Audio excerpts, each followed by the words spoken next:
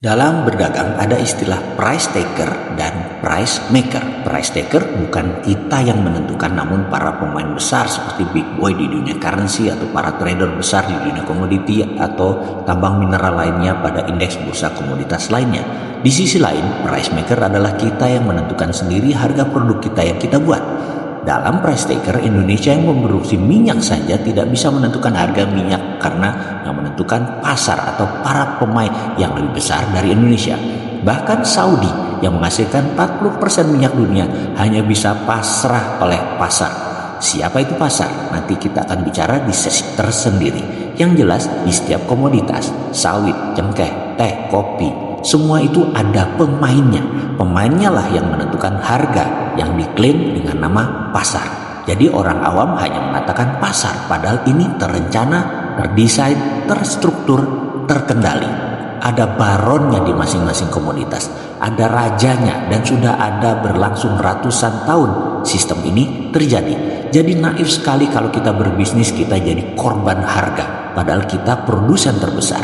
Misalnya di kelapa sawit atau CPO, kita produsen tapi victim sistem tak bisa menentukan harga. Kita produsen tapi jadi price taker. Begitu juga di komoditas teh, kopi bagi Indonesia. Ya, beginilah kalau negara itu tidak berdaulat. Coffee bean, biji kopi. Kita menjadi price taker. Sekarang kita ilustrasikan. Misalnya 1 kilo saat ini adalah Rp100.000 per kilo. Setelah di roast jadi Rp150.000 per kilo. Dan itu harga umum. Kita hanya bisa untung 10-20% jika kita petani. Ketika digiling dan dipilah dengan mutu bagus, mutu sedang, mutu rendah, maka mulai harga berbeda. Dan ini yang menentukan sudah pabrik produsennya. Dan ketika diberi merek, mulai dari kapal api, kopi ABC, hingga Nescafe, Dolce Gusto, dan lain sebagainya, maka penentu harga ditentukan oleh sang produsen tergantung target pasar retail mereka. Di sini margin keuntungan bisa 20-30%. Ketika Starbucks masuk, ambil dari petani kopi bean, diproses hingga diseduh dalam bentuk cappuccino, frappuccino, ditambah suasana nongkrong, maka dari bean melompat 3 lapis, melompati roasted, manufaktur, langsung ke pelanggan, dan menjadi service.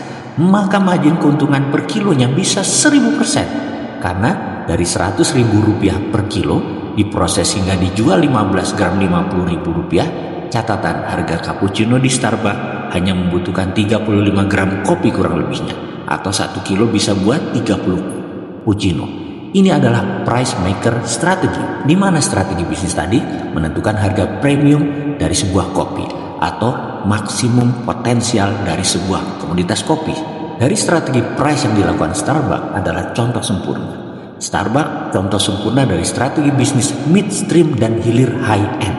Starbucks ini sahamnya salah satu darlingnya Wall Street karena sudah naik 5.000% sejak IPO. Kita bicara lebih dalam lagi ke pelajaran harga. Bisnis kita sekarang apa? Jasakah? Tangible produkkah? Midstream? Main di tengahkah? Downstream? Main di hulukah? Atau main di hilir di pasar paling bawah? Menarget kelas mana? Kelas atas, kelas tengah, atau kelas bawah? Kelas A, kelas B, atau kelas C?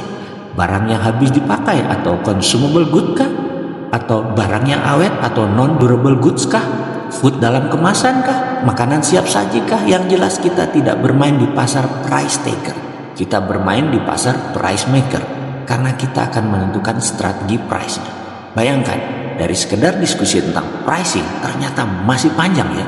Karena itu saya bertanya mau kemana arah pelajaran video ini sebaiknya. Karena pelajaran tentang pricing ini adalah strategi paling penting dalam dunia retail. Kita terusin, butuh yang mana?